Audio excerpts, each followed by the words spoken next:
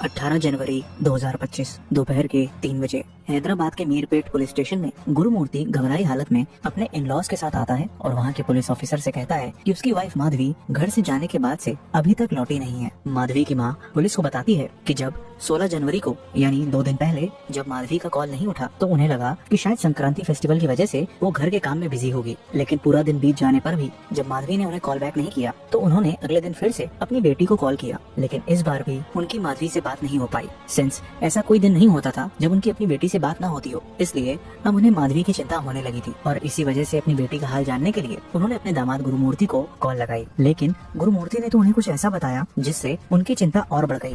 गुरुमूर्ति ने उन्हें बताया कि माधवी उसे लड़ झगड़ कर घर छोड़कर चली गई है और उसे लग रहा था कि वो घर से निकलकर अपने मायके गई होगी। माधवी को घर से निकले 2 दिन गुजर गए थे और न ही वो अपने मायके पहुंची थी और न ही फोन पर उसने किसी से कांटेक्ट किया था। इसलिए ऐसे में माधवी के पेरेंट्स को डर सताने लगा कि कहीं उनकी बेटी के साथ कोई अनहोनी ना हो गई हो। अगर किसी का कोई अपना अचानक गुम हो जाए तो बेचैनी और डर लाजमी है, लेकिन जब गम से ज्यादा सवालों के जवाब अधूरे लगने लगे तो शक गहराने लगता है। यही वजह थी कि अपनी बेटी की फिक्र में वो फौरन नंदयाल से 300 किलोमीटर दूर अपनी बेटी के घर जिनेलागुड़ा को निकलते हैं और वहाँ पहुँच अपने दामाद गुरुमूर्ति के साथ पुलिस स्टेशन में अपनी बेटी माधवी की मिसिंग रिपोर्ट दर्ज करवाते हैं। अब थी तो यह एक मिसिंग कंप्लेंट, लेकिन हकीकत इससे कहीं ज्यादा पेचीदा थी। सिंस माधवी को आखिरी बार गुरुमूर्ति नहीं देखा था, इसलिए पुलिस गुरुमूर्ति से पूछताछ करती है। गुरुमूर्ति पुलिस को बताता है कि माधवी 2 दिन से अपने मायके जाने की जिद कर रही थी, लेकिन वो चाहता था कि संक्रांति का फेस्टिवल सब साथ में उसकी बहन के घर में मनाएं, क्योंकि उसके बच्चे भी फेस्टिवल की वजह से अपनी बुआ के घर बदन पेट में रुके हुए थे। और यह सोचकर गुरुमूर्ति ने उसे मायके जाने से मना कर दिया। लेकिन यह बात माधवी को पसंद नहीं आई और गुस्से में वो लड़ झगड़ कर घर छोड़ चली गई। सिंस तेलंगाना में संक्रांति को धूमधाम से 4 दिनों तक मनाया जाता है, सो ऐसे त्योहार के माहौल में माधवी के यूं नाराज होकर घर से चले जाने से गुरुमूर्ति को और गुस्सा आ गया और उसने माधवी को जाने से भी नहीं रोका। गुरुमूर्ति ने पुलिस को बताया कि माधवी जब घंटों बाद भी वापस नहीं लौटी तो वो देर रात अपने बच्चों को बहन के घर से अकेले लेने चला गया। बच्चों ने घर आकर जब अपनी माँ के बारे में सवाल किए तो उसने झूठ कह दिया कि माँ अपने दोस्त के घर गई है ताकि बच्चे बेवजह परेशान ना हो। उसे लगा कि माधवी कहीं भी गई हो, लेकिन वो बच्चों का सोचकर घर लौट ही आएगी, इसलिए उसने माधवी के बारे में पता नहीं लगाया। लेकिन अगले दिन सुबह होते ही उसने माधवी को कॉल किया, बट उसका फोन नहीं लगा। इस पर उसे लगा कि माधवी ने गुस्से में अपना फोन स्विच ऑफ कर लिया होगा। इसके बाद वो रोज की तरह कंचन बाग में लोकेटेड DRDO टाउनशिप में, जहाँ वो सिक्योरिटी गार्ड की जॉब करता था, वहाँ काम करने के लिए निकल गया। और शाम को शिफ्ट खत्म होने के बाद जब वो घर लौटा तो उसे लगा था कि माधवी अब तक घर आ चुकी होगी, लेकिन अब भी घर पर माधवी को ना पाकर उसका दिल भारी हो गया और उसने तुरंत एक बार फिर माधवी को कॉल किया, बट अब भी उसका फोन नॉट रीचेबल आ रहा था। मन में बेचैनी और बुरे ख्याल आने के चलते वो माधवी के बारे में जैसे ही पता करने के लिए रिश्तेदारों को कॉल करने वाला था, उतने में ही माधवी की माँ का कॉल उसके पास आ गया। गुरुमूर्ति और माधवी के पेरेंट्स के स्टेटमेंट से तो पुलिस को यह एक मिसिंग केस लग रहा था। मिसिंग रिपोर्ट फाइल करने के बाद पुलिस मामले को इन्वेस्टिगेट कर ही रही थी कि तभी केस के बीच में एक आए नए किरदार ने पुलिस के सामने माधवी से जुड़े कुछ ऐसे खुलासे किए जिसे सुन पुलिस के पैरों तले जमीन खिसक गई, क्योंकि इन खुलासों ने ऐसी परतें खोली जिसने इसे एक मिसिंग पर्सन केस से कहीं ज्यादा संगीन बना दिया। और अब एक ऐसा राज सबके सामने आने वाला था जिसने न सिर्फ मीरपेट को बल्कि पूरे देश को हिलाकर रख दिया। A story that has shocked the nation. This is a building where something very, very horrific is said to have happened just in mid-January. Welcome to the show. My name is Shashwat and you are watching the case of Madhvi and Gurumurthy. Gurumurthy और वेंकटा माधवी की शादी 2012 में हुई थी और शादी के बाद दोनों आंध्र प्रदेश के प्रकाशम डिस्ट्रिक्ट में सेटल हो गए थे। उनके 2 बच्चे थे, एक बेटा और एक बेटी। उस समय गुरुमूर्ति आर्मी में नायब सूबेदार की पोस्ट पर था और माधवी होम मेकर। आर्मी में 17 साल नौकरी करने के बाद गुरुमूर्ति रिटायरमेंट लेकर साल 2020 में अपने परिवार के साथ हैदराबाद में जिलेलागुड़ा की वेंकटेश्वरा कॉलोनी में शिफ्ट हो गया और यहाँ पर उस 2 मंजिला घर में रेंट पर रहने लगा। गुरुमूर्ति के अकॉर्डिंग 16 जनवरी 2025 को पति पत्नी वाली आम सी नोकझोंक के बाद माधवी गुस्से में घर से चली गई। शुरू में तो ये एक मामूली सा घरेलू झगड़ा लग रहा था, लेकिन पुलिस के सामने कुछ अहम सवाल थे, जैसे कि क्या माधवी वाकई गुस्से में घर छोड़ चली गई थी या फिर यह कहानी जितनी दिख रही थी उससे कहीं ज्यादा गहरी थी।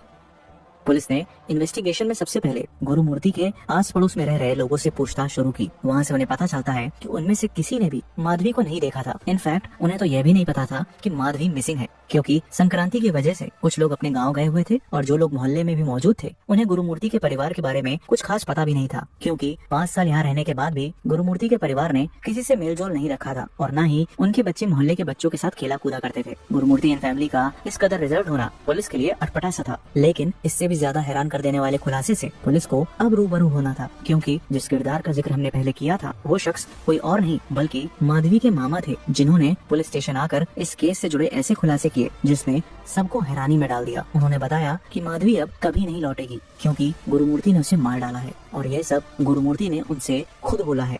वैसे भी ऐसे केसेस में पहला शक विक्टिम के पार्टनर पर ही जाता है, इसलिए उनकी बातों में कितनी सच्चाई है इसकी तह तक जाने के लिए पुलिस ने जिलेलागुड़ा में चल रही इन्वेस्टिगेशन को और तेज कर दिया। पुलिस की नजर गुरुमूर्ति के घर के सामने वाले घर में लगे एक सीसीटीवी कैमरा पर पड़ती है। सच की तलाश में पुलिस सीसीटीवी फुटेज खंगालना शुरू करती है और पाती है कि 15 जनवरी की रात 10:41 पर गुरुमूर्ति और माधवी साथ में घर आते दिख रहे हैं। बट शॉकिंग बात यह थी कि आगे की डेट्स की किसी भी फुटेज में माधवी घर से बाहर निकलते नहीं दिखी, यानी माधवी घर के अंदर तो गई थी पर कभी बाहर नहीं निकली थी। पुलिस को लग गया कि हो ना हो उस घर में ही कुछ गड़बड़ हुआ है। माधवी के मामा के दिए गए बयान के साथ पुलिस के सामने कई सवाल थे कि अगर माधवी 16 जनवरी से गायब थी तो फिर गुरुमूर्ति ने मिसिंग कंप्लेंट फाइल करने में इतनी देर क्यों की, और अगर माधवी बाहर नहीं गई तो फिर आखिर वो है कहाँ, क्योंकि उस घर में जाने और निकलने का तो सिर्फ एक ही रास्ता है। इन सभी सवालों के जवाब के लिए पुलिस गुरुमूर्ति को पुलिस स्टेशन बुलाती है और उसे इंटरोगेट करना शुरू करती है। शुरू में गुरुमूर्ति पुलिस को बार बार मिसलीड करने की कोशिश करता है, लेकिन पुलिस जब फुटेज दिखाकर उस पर दबाव डालती है तो वो टूटकर सच उगलना शुरू करता है। लेकिन उसका बोला एक एक शब्द सिर्फ एक कबूलनामा नहीं बल्कि हैवानियत की एक ऐसी दास्तान है जो यह दिखाती है कि इंसान किस हद तक गिर सकता है।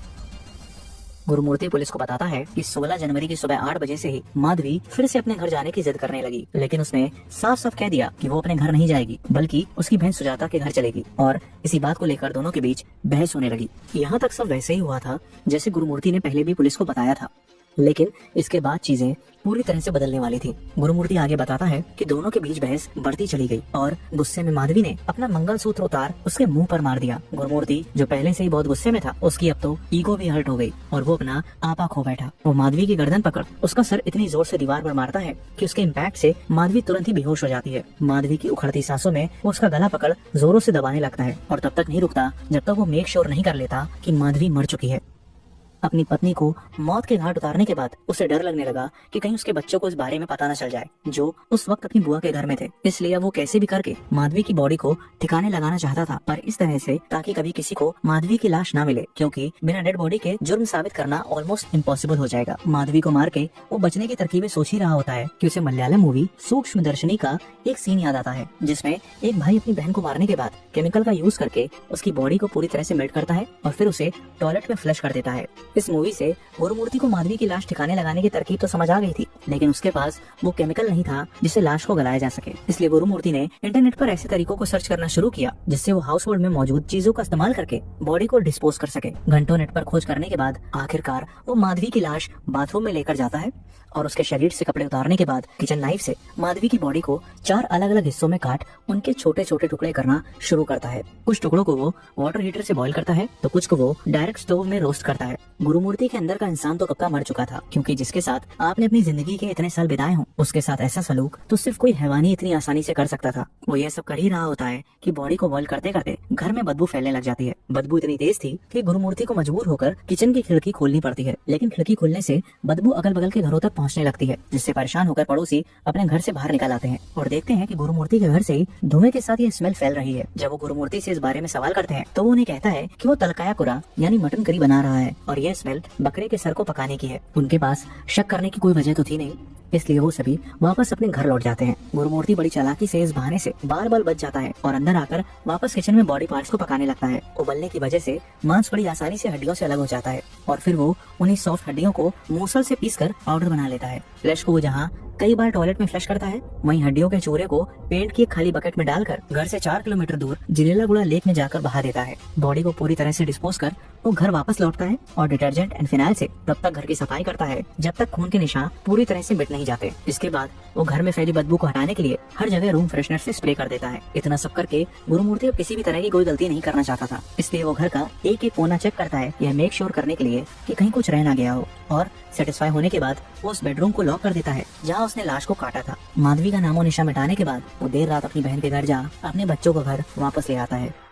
यह पूरा इंसिडेंट गुरुमूर्ति ने बिना किसी रिमोर्स और गिल्ट के पुलिस के सामने कन्फेस कर लिया था। गुरुमूर्ति के इस कन्फेशन के बाद पुलिस की टीम फौरन उसके घर जाकर एविडेंस कलेक्ट करना शुरू करती है। एफएसएल टीम ब्लू रे टेक्नोलॉजी का यूज करती है ताकि क्राइम सीन पर मौजूद उन ब्लड स्टेन्स, फिंगरप्रिंट्स या बॉडी फ्लूइड्स को स्पॉट किया जा सके जो कोई पर्सन अपनी नेकेड आई से नहीं देख सकता। 3 घंटे घर में जांच करने के बाद एफएसएल की टीम को बाथरूम से कुछ ब्लड सैंपल मिलते हैं जो फॉरेंसिक लैब में जांच के लिए भिजवा दिए जाते हैं। इसके अलावा पुलिस गुरुमूर्ति के घर से नाइफ, स्टोव, बकेट जैसे 16 एविडेंसेस इकट्ठा कर उन्हें जांच के लिए भेज देती है।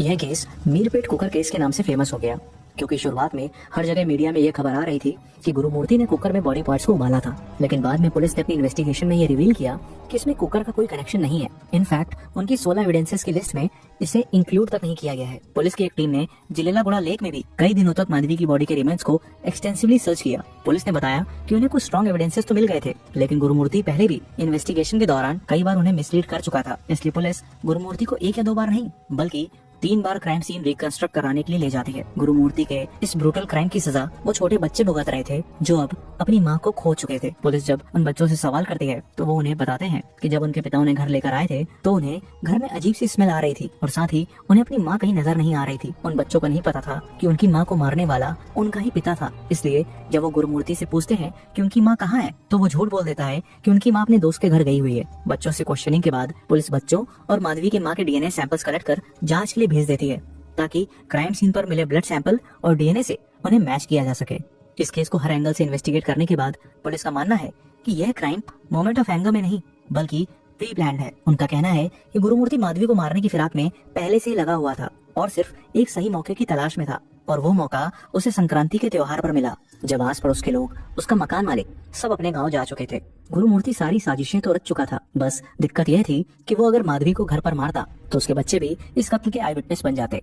इसलिए गुरुमूर्ति बच्चों को 14 तारीख को ही अपनी बहन के घर छोड़ माधवी के साथ अकेले घर लौट आता है, जिसके बाद उसने मौका पाकर इस घिनौने अपराध को अंजाम दिया। पुलिस के हिसाब से ये एक प्री प्लान मर्डर है, पर इस मर्डर के पीछे उन्होंने कोई क्लियर मोटिव नहीं दिया है। जबकि कई न्यूज मीडिया में यह खबर आ रही है कि गुरुमूर्ति का माधवी के क्लोज रिलेटिव से एक्स्ट्रा मैरिटल अफेयर चल रहा था, जिसके बारे में माधवी को पता चल गया था और इसी वजह से माधवी और गुरुमूर्ति के बीच आए दिन लड़ाई होती रहती थी। यही वजह थी कि गुरुमूर्ति माधवी को मार रास्ते से हटाना चाहता था ताकि वो उस लड़की के साथ जिंदगी बिता सके। लेकिन इस बात में कितनी सच्चाई है इसका अब शायद ही कोई खुलासा हो पाए। पुलिस के सामने गुरुमूर्ति ने जुर्म तो कबूल कर लिया, लेकिन उसकी बातों में कितनी सच्चाई है वो तो गुरुमूर्ति ही जानता है, क्योंकि वो उम्मीद से कहीं ज्यादा शातिर है। मर्डर केसेस में विक्टिम की बॉडी एक बड़ा पहलू होती है एक्यूज्ड को सजा दिलाने के लिए, और इस केस में इन्वेस्टिगेटिंग टीम को माधवी की बॉडी को लेकर कोई कंक्लूसिव एविडेंस हाथ नहीं लगा है। उन्हें ब्लड सैंपल्स तो मिले हैं, पर क्या वो माधवी के ही हैं? ये तो वो डीएनए रिपोर्ट ही बता पाएगी। अगर डीएनए सैंपल्स मैच नहीं होते हैं तो माधवी कानून की नजर में एक मिसिंग केस बनकर रह जाएगी, और अगर मैच हो भी जाते हैं तो भी ये जरूरी नहीं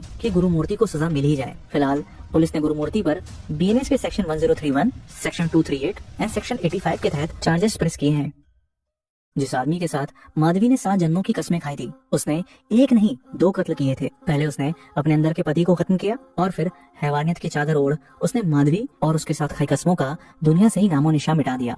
इंसान और हैवान में बस एक सोच का फर्क होता है, और जब ये सोच मर जाती है तो फिर नफरत की कोई हद नहीं रहती। गुरुमूर्ति एक हैवान पति के साथ साथ एक निर्जीव पिता भी था, जिसे अपने बच्चों की मां का कत्ल करने से पहले अपने बच्चों का भी ख्याल नहीं आया। उल्टा वो उसी शाम बच्चों को उसी घर वापस लेकर आया जहां उसने उनकी मां का खून किया था। बच्चे अपनी पिता की दरिंदगी से अनजान उसी कमरे में खेल रहे थे जहाँ उनकी माँ के टुकड़े किए गए थे, उसी किचन में खाना खा रहे थे जहाँ उनकी माँ की लाश के हिस्सों को उबाला गया था, और वो उसी पिता का हाथ पकड़ चल रहे थे जिन हाथों से उसने उनकी माँ की यूं बेरहमी से हत्या की थी। गुरुमूर्ति ने अपना केस खुद लड़ने की मांग की है। शायद उसे विश्वास है कि कानूनी दांवपेच से वो बच सकता है, क्योंकि कानून तो सबूत और गवाह मांगता है। जरा सोचिए, अगर दीवारें गवाही दे सकती तो ना जाने कितने घरों में दबी पड़ी